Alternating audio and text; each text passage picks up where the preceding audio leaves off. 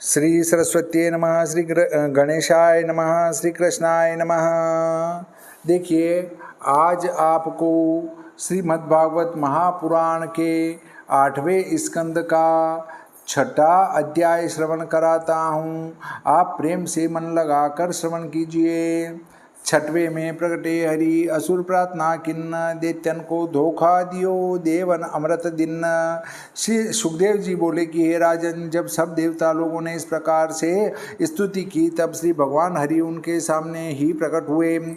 सहस्त्र सूर्य के उदय होने से जिस प्रकार दीप्ति होती हैं, वैसे ही उस समय श्री नारायण जी की भी दीप्ति प्रकाशित होने लगी। उस द्युति से सब देवताओं की दृष्टि तिल मिला गई कि जिससे देवता लोग आकाश, दिशा, पृथ्वी और अपने आप को भी न देख सके, फिर उन विभु को किस प्रकार देख सकें। बहुत देर तक ब्रह्मा जी ने भली भांति देखकर महादेव जी के सहित उनकी स्तुति करनी आरंभ की। श्री सुखदेव जी बोले कि हे परीक्षित, भगवान की मूर्ति मरकत मणि के समान श्याम वर्ण और स्वच्छ थी। इससे पद्म गर्भ के समान अरुण वर्ण उनके दोनों नेत्र शोभायमान हो रहे थे, और वह मूर्ति तपाए हुए स्वर्ण के समान पीत वर्ण पीतांबर धारण किए हुए थी। श्री भगवान के समस्त अंग प्रसन्न और अतिशय मनोहर थे, और भ्रकुटी की शोभा भी अत्यंत सुंदर थी। मस्तक पर महामणियों से जड़ा हुआ मुकुट था। दोनों भुजाओं में भुजबंद और नोर तन विराजमान थे। कानों में कुंडलों का हिलना अति मनोहर था। उन कुंडलों के द्वारा कपोलों की दीप्ति होने से मुखारविंद पर अनिर्वचनीय ज्योति प्रकाशित हो रही थी, और कांची कलाप कंकण हार नुपुर से वह मूर्ति विशेष शोभायमान हो रही थी।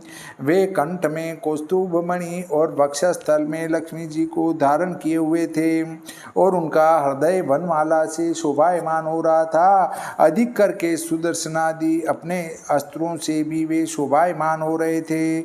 यह सुदर्शनादि उनके अस्त्र अपनी अपनी मूर्तियां धारण कर चारों ओर खड़े होकर उनकी उपासना कर रहे थे।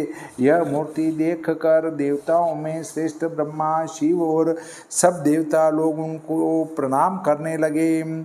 ब्रह्मा जी बोले कि हे भगवान, श्री मूर्ति का आविर्भाव मात्र हम लोगों के समान आपके जन्मादि नहीं है, क्योंकि आपको जन्म, स्थित, संयम यह तीनों उत्पन्न नहीं होते। इस कारण यह है कि आप निर्गुण हैं। इसलिए ज्ञानी लोग आपको निर्वाण सुख का समुद्र कहा करते हैं, परंतु आप इस प्रकार जानने के योग्य न होने से सूक्ष्म से भी सूक्ष्म हो। वास्तव में आपकी मूर्ति की सीमा नहीं है। एक शंका उत्पन्न होती है, भगवान ने हार, नुपुर, कंकण, कुंडल, भुजबंद आदि गहने बालक और स्त्री के क्यों पहने? उत्तर है कि ब्रह्मादि देवताओं को बालक रूप भगवान की उपासना बड़ी प्यारी है, इसलिए शीघ्र बालक रूप बनकर अथवा बालक के सब गहना धारण करके ब्रह्मादिकों को दर्शन देते हैं, इसलिए बालक के गहना धारण करते हैं।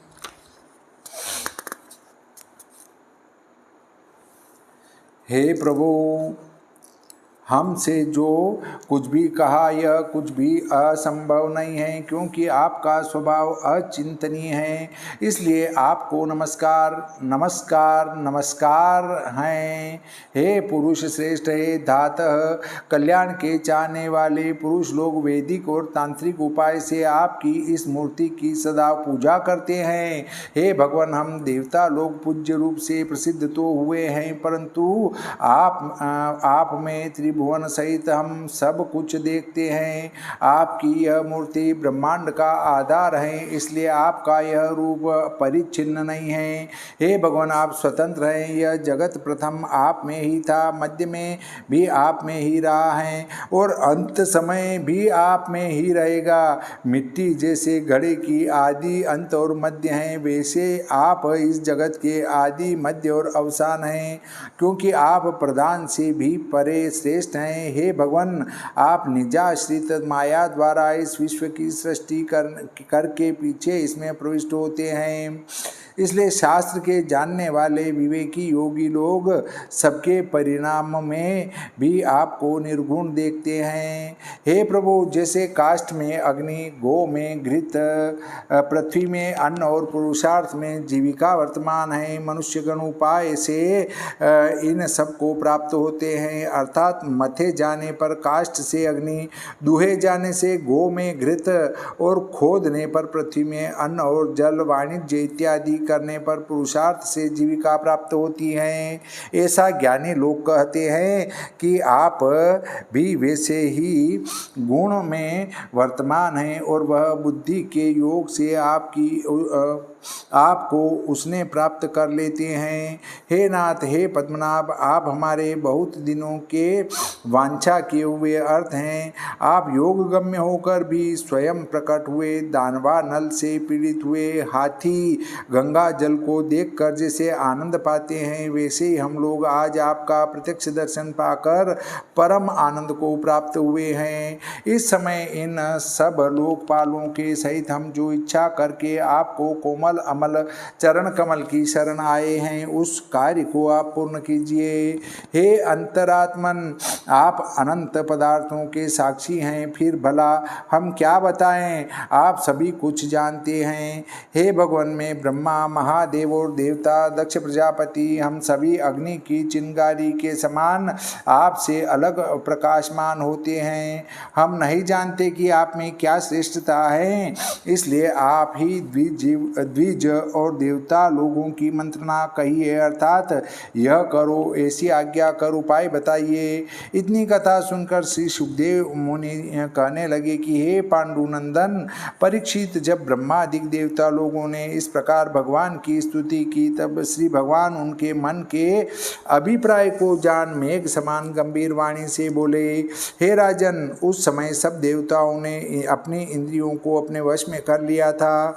यद्यपि भगवान देवताओं के उस कार्य को अकेले कर सकते थे, तो भी समुद्र मंथन आदि विहार करने की इच्छा कर उनसे यह वक्षमान वचन बोले। श्री भगवान कहने लगे कि कैसे खेत की बात है। ब्रह्मन औ शंभो, हे देवगण, हे गंधर्वगण, तुम सब सावधान होकर हमारे वचन सुनो। हे देव समूह, जिस प्रकार से तुम्हारा भला हो वही हम कहते हैं, तुम सुनो। दैत्य दानव सब पर ही शुक्राचार्य जी ने अनुग्रह किया है। तुम लोग उनके पास जाकर उनसे तब तक संधि मेल कर लो जब तक अपने आप से तुम्हारी वृद्धि न हो जाए। हे देवगण, कार्य और अर्थ के गौरव से अर्थ साधने में तत्पर पुरुष कभी सांप और चूहे के समान शत्रु के साथ ही संधि अर्थात मेल कर लेते हैं। जैसे पिटारी में रुका हुआ सर्प उनमें से निकलने के लिए चूहे से मेल करता है, और जब वह चूहा छेद कर देता है तब वह सर्प बाहर निकलकर चूहे को भक्षण करता है। इसी भांति से तुम दैत्यों से मिलाप कर लो। तुम दैत्यों के साथ संधि करके शीघ्र अमृत निकालने का यत्न करो, क्योंकि अमृत के पीने के प्रभाव से मृत्यु से ग्रसा हुआ भी मनुष्य अमर हो जाता है। जाओ क्षीर समुद्र में शीघ्र तृण, लता और औषधियों को डालो, फिर उसमें मंदराचल की रई और वासु की नाग की डोरी करके मेरी सहायता लेकर आलस्य रहित हो समुद्र को मथो। हे देवगण, यद्यपि देवलोग तुम्हारे साथ मिलकर समुद्र मथेंगे तो भी उन लोगों को क्लेश ही मिलेगा और मथने का फल तुम ही पाओगे। दैत्य लोग भी मतलब उनके साथ मिलकर समुद्र मथेंगे तो भी फल देवताओं को ही मिलेगा और उन लोगों को क्लेश ही मिलेगा। हे सुरगण, बलवान साथी के द्वारा जो कोई कार्य सिद्ध करना हो तो उसकी इच्छा अनुसार कार्य करना चाहिए। इसलिए असुर लोग जो कुछ भी इच्छा करे तुम उसमें ही प्रसन्न होना।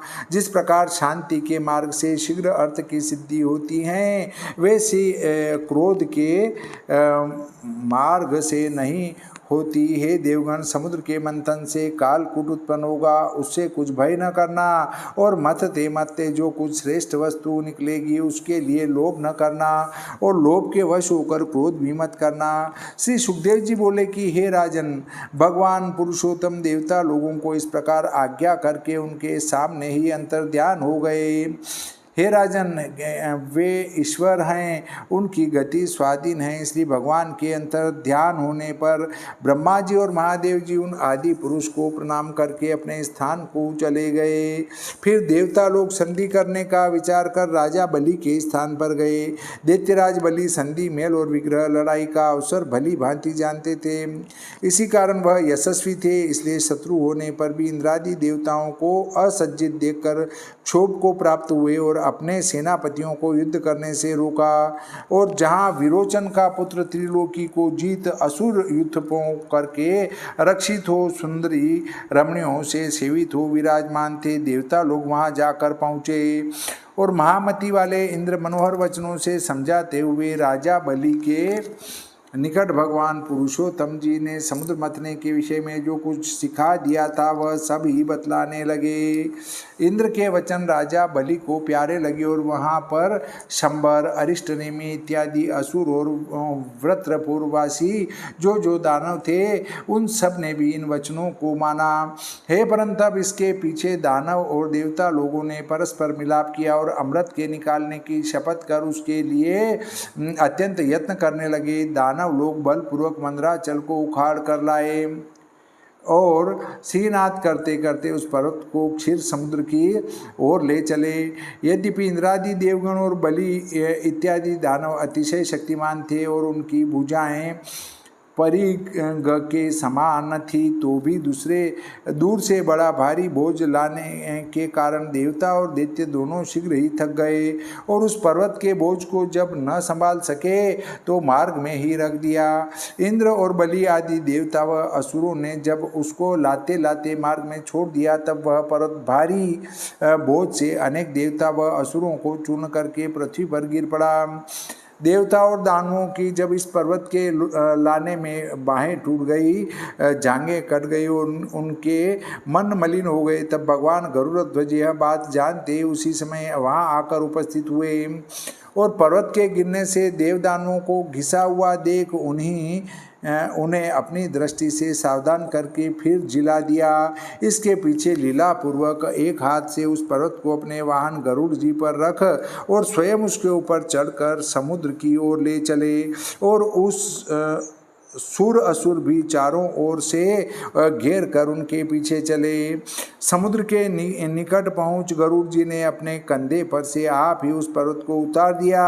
तब श्री भगवान ने जल के समीप भेज दिया। तात्पर्य यह है कि जहाँ गरुड़ जी हों वहाँ पर वासुकी नहीं आ सकता। श्रीमद्भागवते महापुराणे अष्टम स्कंदे भाषाटिकायां मृतमथने मंद्राचला नयनम नाम षष्ठो अध्यायः।